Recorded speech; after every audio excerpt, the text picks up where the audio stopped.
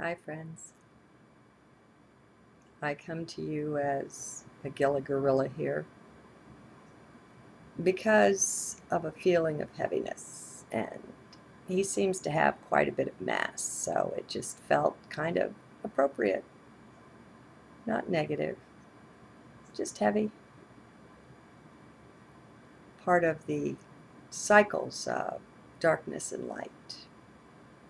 Okay, so here we go. It is 6:13. 2011. This is the first journal. The Mayan day is 6 night or house. And I wasn't thinking about that, but as I finished the journal and looked it up or noted the fact that it was the night energy, it really made sense. So here we go. Hello. I opened the webcam app earlier, then closed it.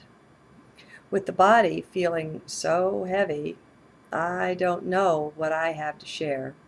Maybe I'll start out this way, by writing, to see what comes. Some mornings you awaken in joy and gladness, even empathy. Others in heaviness and weight, as if the burden of the world somehow rested in or on your body. Go figure. Interesting times that we live in. There's another eclipse happening in 2 days, June 15th. Maybe it casts its shadow out ahead of it. I don't know. We're in an eclipse sandwich because we have another one July 1st. Anyway, variable states are just a part of being here in 3D, of wearing these dense bodies. Everything, including internal state, comes and goes here. Thank God for heart, for the permanence of that, its eternality. It is our safe harbor in whatever storm brews up in the world. We always have that as our anchor, the kingdom of heart. Sometimes it seems far away. I know. Life is like that. Best to remember it's only a seeming and just move on. One foot in front of another. That's all that's required, my friends. It's only natural that our own deep soul weariness would sometimes surface. We, as light beings, have been at this a very long time, and under tremendous duress. The burden of the matrix, well, it's tiring. Sometimes it seems like it's always winning, and we're not. Once again, though, that's just a seeming. When you place that next footstep, you've won. Get knocked down 99 times, it doesn't matter. Get up 100, and you've won. It helps, too, to recollect that time isn't just what we've been trained to believe it is. It's not the weight, the limit, the restriction, the burden we've been taught. It's our transcendence we're missing, my friends. Our nature is positively light-filled and transcendent. Yet our wings have been clipped here in 3D, and for quite a while, and we've grown weary. Well, don't beat up on yourself when you feel this way. Be more self-merciful than that. Have a heart. Give self a break. Center in heart, then just let yourself feel. There's a reason for everything. You don't have to know what it is either. That's just mind intruding there. Those are mind's ways, wanting to know everything. That can get you off center from heart. If we stay in heart, we'll always know what we need to know, be where we need to be, etc. We're always that anyway. It's just that when we're in heart, we're more aware of it. We'll either be given the knowledge directly or be carefully guided into the right steps that will bring it to us. Either way, heart is our safe port. Can you begin to trust that what life brings to you is just the right thing, even when it's heavy or when it hurts? Let's all be there to support and remind each other. 3D life, though it's wonderful and powerful, and just where we need and want to be, is also only a seeming and only a portion, and a small one, of who and what we really are. It's not the whole thing, just a part. That way, though we are feeling totally burdened and weighed down, we can touch bases with our inner awareness that this isn't the whole story. We've got reserves in hiding that will blow both us and the whole world right into light. This is a sort of dance we're doing here with our presence in 3D on the earth. It's not the wholeness or completeness of anything, certainly not us. Having our perceptions narrowed and limited the way they are currently in these bodies is such a challenge. Once again, thank God for heart. Without that, well, it would be a nightmare. If this was the whole point, the whole extent of what is, then yes, that would qualify as a very bad dream. But it's not. Here's another little goodie. All the seemings I have found are resident within mind. Thus, to exit mind and enter heart can provide a real break at times. Not always. Sometimes, I guess it's more important to just face and be with what's there in front of you. In those times, relief is for later. To take it right now, right then, would be running away. Discernment is key, and it can be tricky. Mind is accustomed to think it knows pretty much everything. Put another way, whatever the contents of mind, it is confident that with this stuff, at least, it is right. Well, I love the humility found in each heart. It's been my rescuer so many times from so much. I've learned to really respect it. Part of the symptoms of letting go of mind is seeing the ways of arrogance.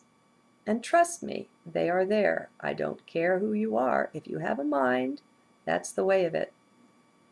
They don't become visible, though, until we at least start to move out, to vacate head in favor of heart, disidentify from the mind. Only then do we begin to see the various levels of arrogance worn by the mind and what they were hiding. It's just part of the cleansing work that must be done to make way for more light.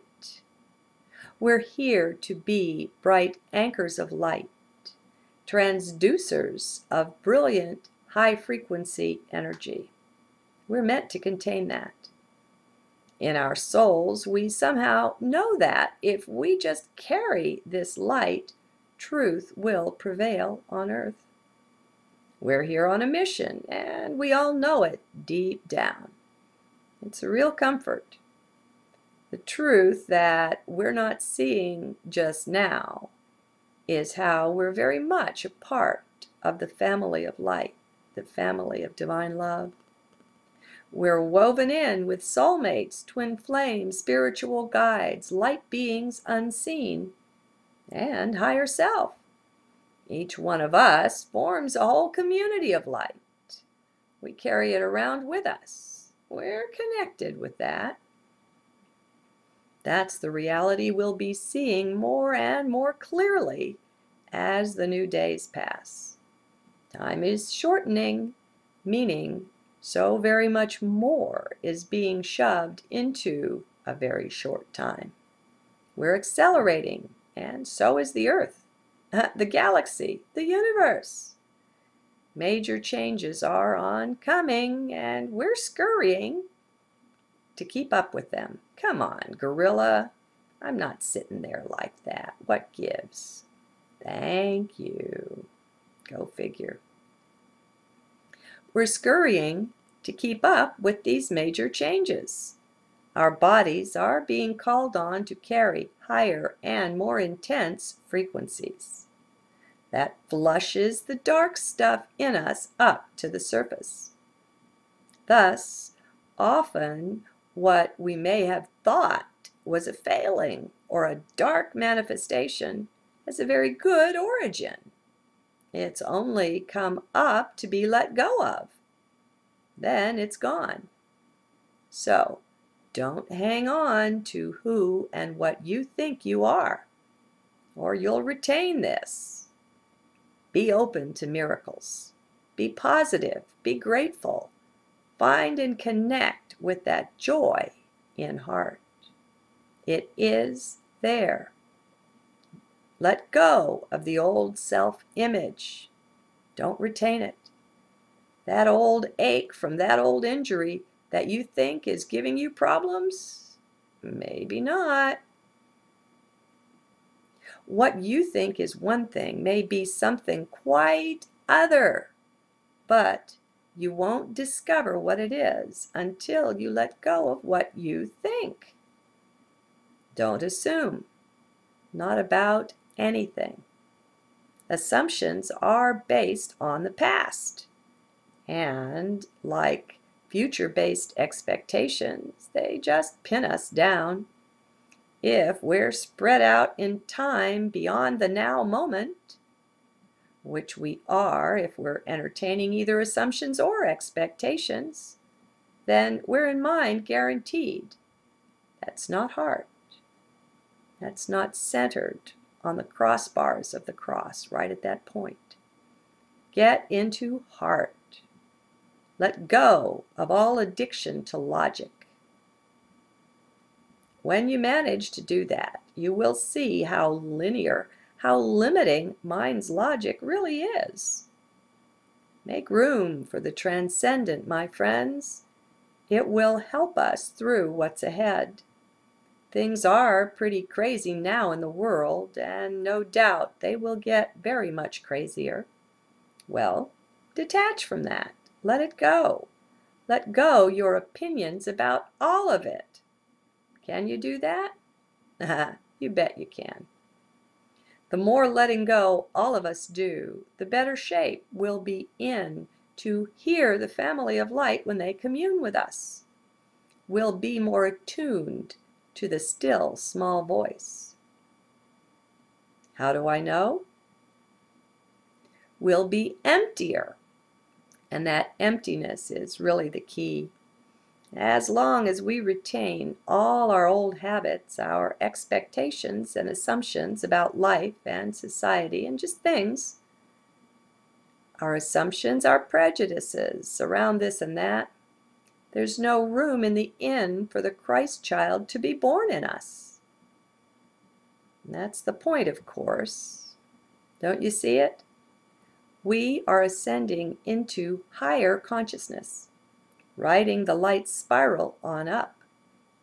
The way we make room for the Christ to inhabit our form is to let literally everything else go.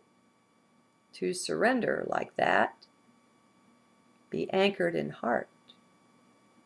By not paying attention to mind, well, that's a surrender of each thought. You're showing by your detachment that you are willing to let go of the old. In some funny way, this continual self-emptying is required. Mind doesn't and cannot and will not understand it. You can fight and argue internally with that one all you like. I know I did. You're entitled. But at some point, my guess is that you'll join me here in acceptance of emptiness, of simply not knowing. Now, to the mind, it's a very strange state. It makes no sense to mind. So, once you find yourself here, you'll know you've done a good bit of surrendering of thought. Mind thinks that it's only logical. If you keep emptying and endlessly surrendering like that, there will be nothing left. Identity will vanish. Total emptiness. Well, yes, in a way, this is true. Yet it's also true that in some way that completely transcends the mind, in the midst of this total emptiness is such a vast fullness. There really aren't words for this. Just don't be afraid. Remember, when fear pops up its head, that it's really just mind. Take a good look. Center and then just watch.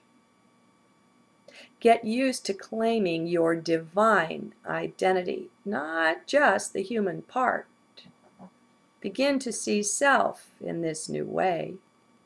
You'll find it in heart. Go there and just keep letting go. The letting go sometimes will seem endless, and that's okay.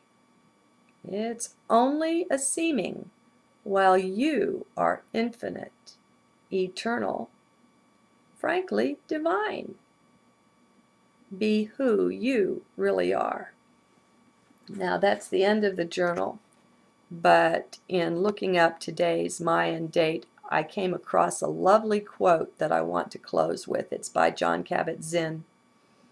From wherever you go, there you are. I suppose it's a book. Quote, "The power of mindful, selfless generosity at the deepest level is that there is no giver, no gift, and no recipient. Only the universe rearranging itself."